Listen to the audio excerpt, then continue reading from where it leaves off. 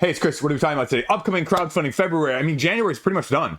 January is past us. 2024 is moving fast. We're getting into the throes of things. I mean, I live in Michigan. Things are cold. That's why I got a hat in the middle of this video. I might have to put it on because if you notice, I don't got a lot of heat preservation going on up here. So that being said, let's go. What are my most anticipated crowdfunding games in February? First up, we're going to talk about Thunder Road Vendetta.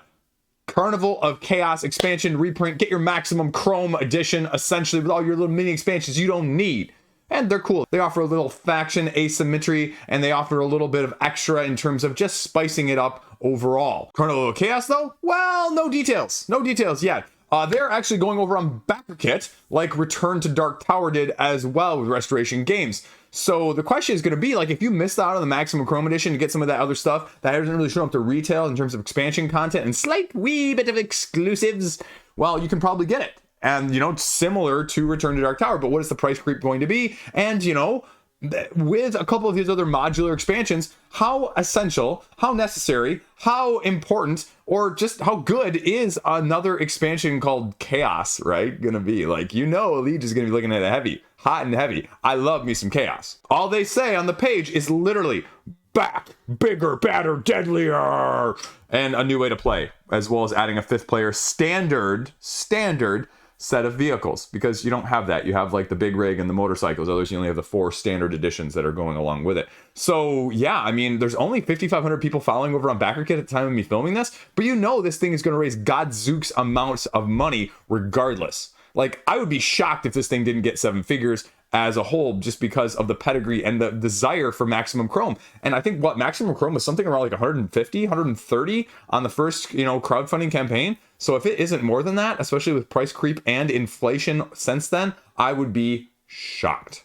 So that's first up. Second up, we're going to go something completely different. I've had my eye on this one for a while, and this is Wormwood. This is sort of an LCG TCG combination that contained factions going up head-to-head dueling in a 2 to 4 player manner.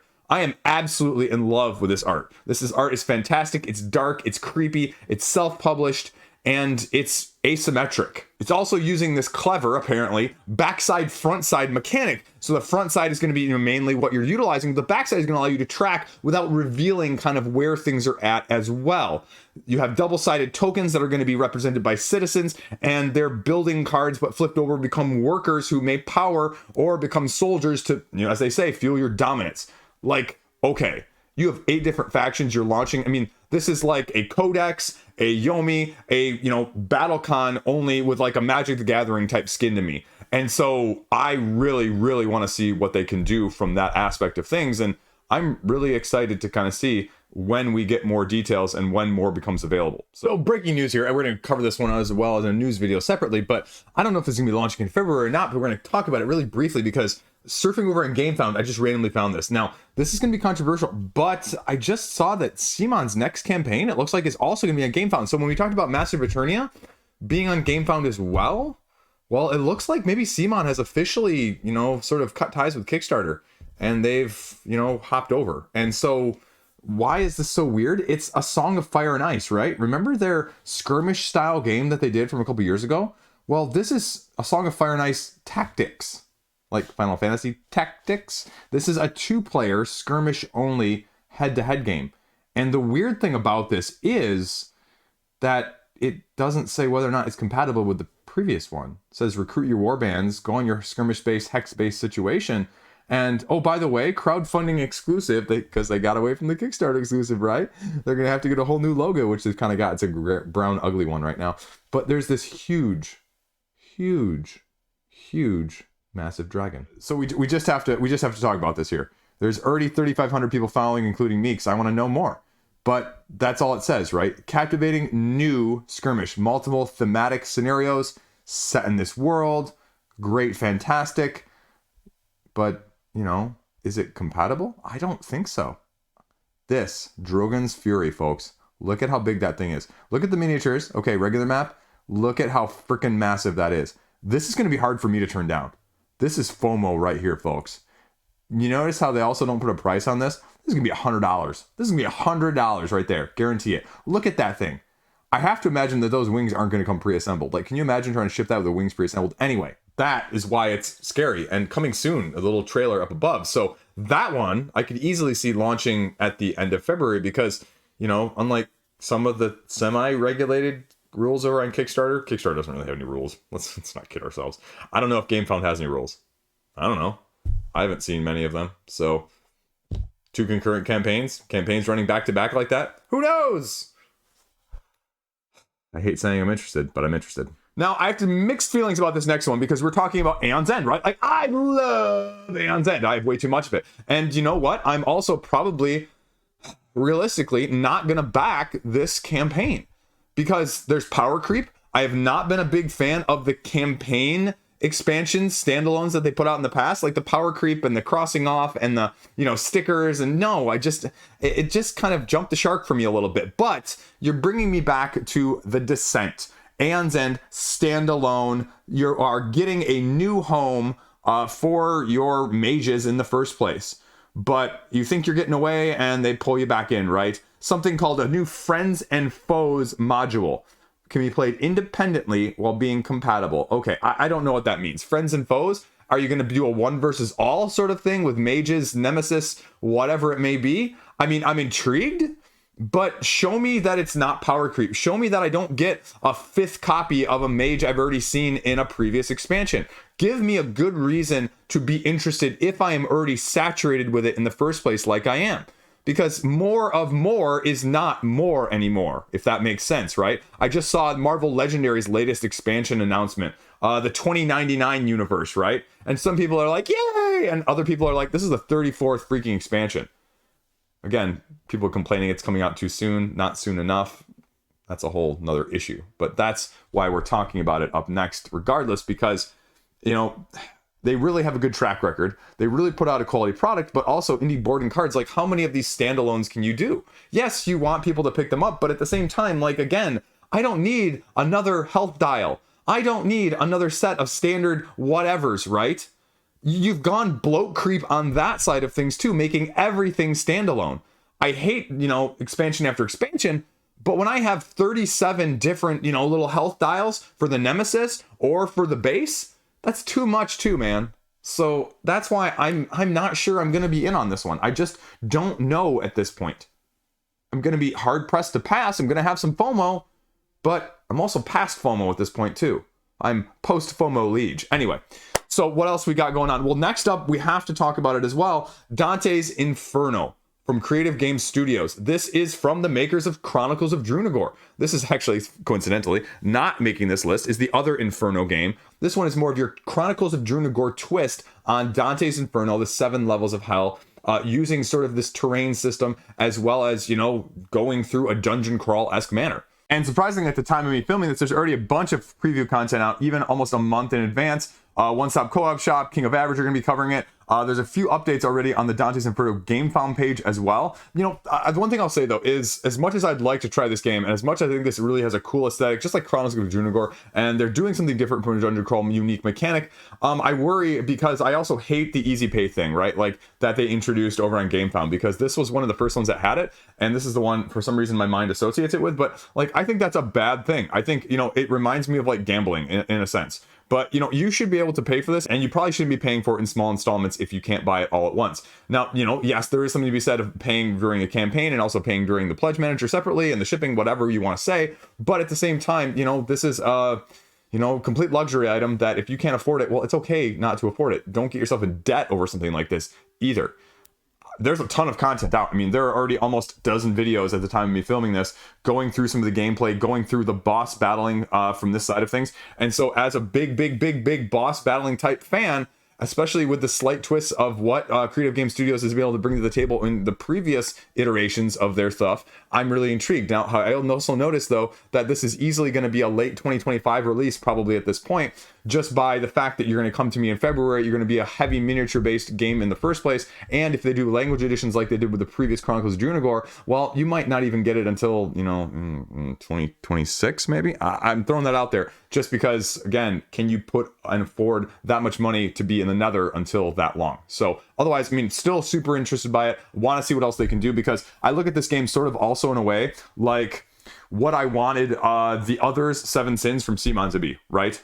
because that's what I thought was something like this, not just a, you know, completely chaotic, one over the top, one versus all sort of situation. So that is going on there as well. Then we have Steam Power. Steam Power is coming from Wallace Designs, and this is the follow-up to Bloodstones, which is getting on the hotness right now, but it's going to be a mix of a train and a little bit of XX economy game, just simplified out as well. You're just, simply speaking, trying to race to build the best network to complete your contractual obligations, your quests, if you will, or making the most money by the end of the game. You're only taking 2 actions on a turn-by-turn basis, right? You're building, you're tracking, you're buying, you're fulfilling, or you're getting more contracts in the first place. You're going to have resources that you're going to be dependent on, depending on how many or who's touching what at the same time. And after a certain number of total contracts are fulfilled based on the number of player counts, well, then the game ends and the person with the most points and money wins. So as someone who's never really gotten into the heavy train side of things, this is a little bit more approachable, and I'm really intrigued to see what Wallace Designs can do, because I give Wallace a lot of kudos. Even though, like, I haven't really clicked with a lot of his games, I know that they work really well in the same sense. So I'm always intrigued to see kind of, okay, is this going to be one that, you know, works for me? So that's going up. Then next up, we're also talking about FLOE, which is coming to the end of the month as well from Pika Games. Adventure strategy based, going across the landscape filled with icebergs and trying to navigate them in sort of an open world-esque, not necessarily as defined, you know, hex-based system that you're doing. Region to region movement, sailboats going back and forth, and unlocking potentially from a game to game how you can progress and the things that are going to be available to you. Sort of more like a, I don't want to say a Ameritrash, but sort of a little more Euro-y, lighter version of Revive, if you will. Sort of gives me that vibe. And the aesthetic, I mean, is cool as well. So we're going to see what the mechanics actually look like as well with this one, because it's got a little bit of area movement, area control, as well as, you know, a little bit of randomness with, I mean, it even has listed as a Makala. So some element of that is going to be available in addition. Just based on the preview and the description on the Tabletop Simulator mod that's been, you know, floating around in the comment section, it's got almost like a Carcassonne-esque tile vibe spreading out going on. It'll be interesting to see how that action movement mechanic is able to be utilized to make it a little bit different, because just based on the description, it gives me different vibes as a whole. So again, if you can do something in a slightly different manner that's unique and innovative, I mean, high risk, high reward as a whole with this one. So let's see what they got for us. Next up, very similar to Wormwood, but in a slightly different manner. This is a 1 to 6 player, but also head-to-head fast-paced dueling card in the form of Chroma Arcana. Again, tactical-based game where, if you've heard this before, right? Powerful mages going arcane arts head-to-head trying to defeat your opponents. Spells, all sorts of kinds. Minions that are going to be available. Effects and edicts that are going to be there in order to trap your opponent, as well as wards that will literally be traps, you know, that you can cast against other people. And you have a main asymmetry, a main color, and then 2 secondary colors to battle it out head-to-head. So I actually have a copy of this one, so I'm really intrigued to kind of see. I haven't really gotten it to the table much at the point of me filming this, but you know me, I love me some of this as well. So, you know, Singularity last year was a big hit surprise out of nowhere for me, and this one looks very, very similar vibe-wise, and I'm hopeful that this one is going to exceed expectations there, no pun intended as a whole. But, I mean, that's why I got to talk about it, because talk about the things you love, right? By the way, if you're hearing any weird noises in the background, it's totally not because my neighbor just started using a chainsaw in the middle of the video, right? That doesn't happen to anybody else, does it? No. Next up, going with the IPs.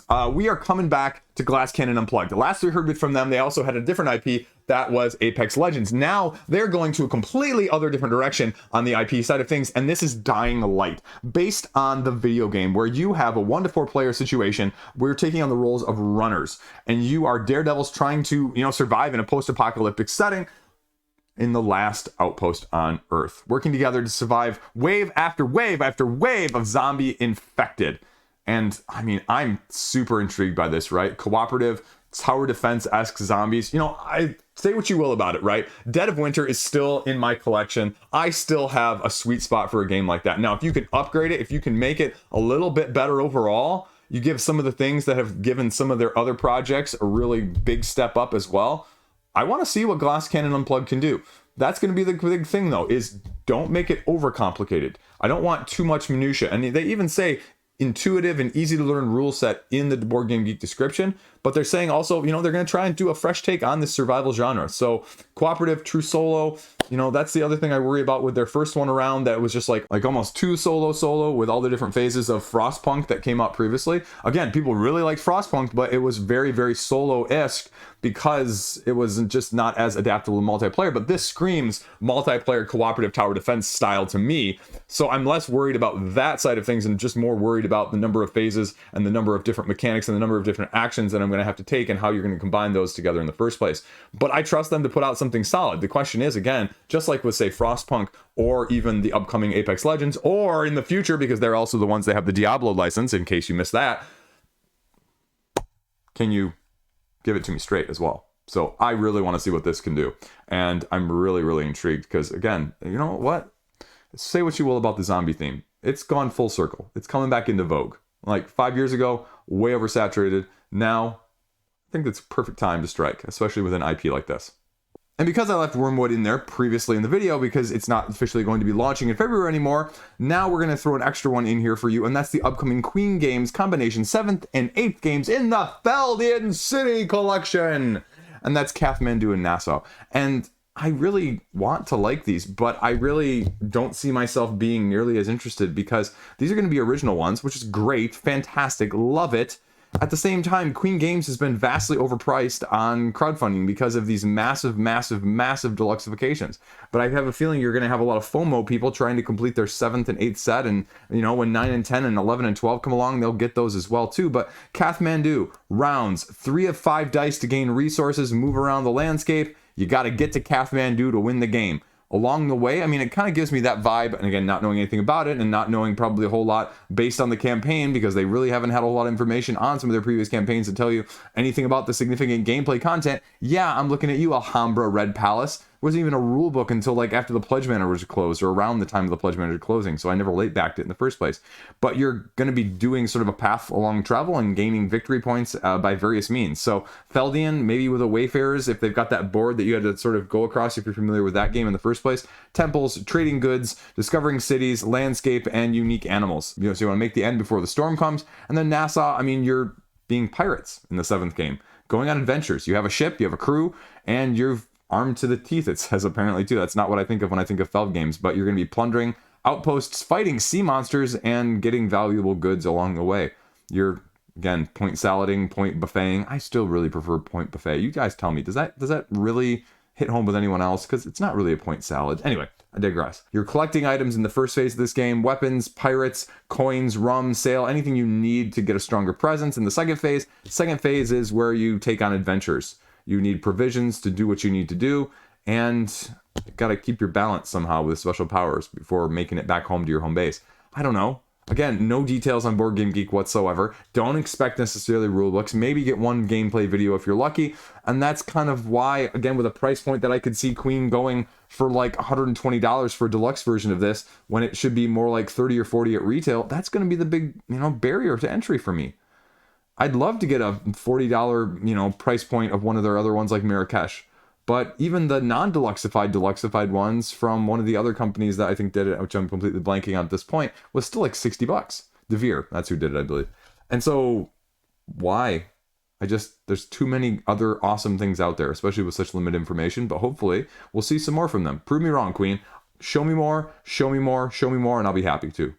And if I'm counting correctly, number 10 here is Conservas. Again, this is going to be completely different, but I like the idea of it, but I'm not necessarily going to even get it for myself because I love bag building, right? And this is coming from Scott Alms and Salt and Pepper Games. So, I mean, like, two good pedigrees, two good situations that I would feel good putting together a board game that I may like. At the same time, it's also, I buried the lead there, it's a solo game only. Challenging solo game where you're dealing with the sea. Sustainable impact, tinning on the edge of the sea, trying to be responsible for the whole process of the boats going out, catching the fish, tinning your goods, and special goals each month that you're having to accomplish, maintaining a balanced relationship with the sea, not over, not under, and how you're going to best conserve it in the first place as a whole. So you get a single boat, little money, you start out, you make it hard, you pull your chits, and a delicate balance between fishing and, not depopulating the ocean in the first place. So if you can do this with 12 different scenarios that they say they're offering, I really man, if I was a solo gamer, this one would be shooting at the top of my list just based on what you're giving me in the description alone. I love me some bag building as a whole. So that one is, you know, again, probably not going to break the bank like a couple of these other ones, but it's going to be affordable. It's going to be at a price you can get and not feel bad about at the same time. So good publisher, good pedigree. Show me what you got. Just kidding. Last up, because I can't count. And this is The Presence from Purple Lantern Games. 2 to 5 players. One person is a spirit with completely unknown intentions of maybe doing you wrong, but also maybe being on your side, but you can't tell. And that's the gimmick that you need to know, because the other people are trying to work together to determine exactly just that in sort of a betrayal at the house on the hill sort of manner.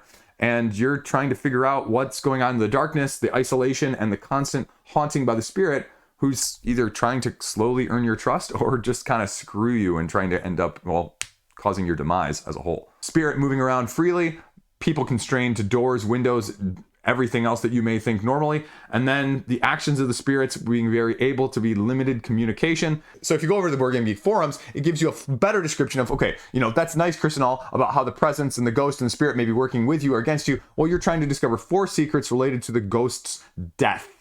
And you can get clues based on deduction, attributes, and, well, perceptual abilities that you may have as a group. Both the spirit and the visitors will be occupying the same board, but in different manners. Encounters, you know, very rare, very occasional, but the guests never truly know essentially what they're saying is where the ghost actually is. A few dice show up, a few portals that may allow you to penetrate or go over to the real world, but the ghost potentially isn't even where it wants to be as well, because it can only semi-control what it's doing as an afterworld sort of thing in the first place, where it may not have complete control of its, you know, situation. This game has a great designer diary over on the Board Game Geek forums that I really suggest you check out if you have any inspiration or any interest in this whatsoever. Really talking about like an intense game of dynamic one versus all, but with very subtle, secretive ways of doing it.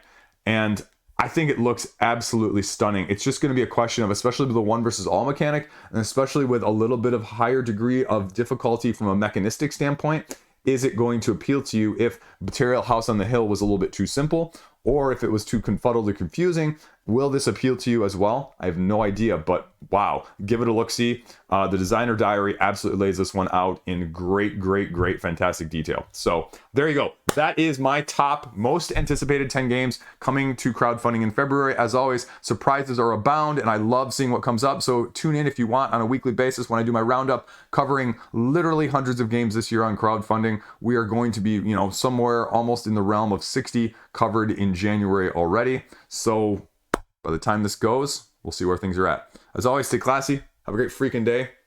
See you around. My wife actually keeps the house at like 66 or 67 in here. So you do what you got to do sometimes, right? Whew. See ya.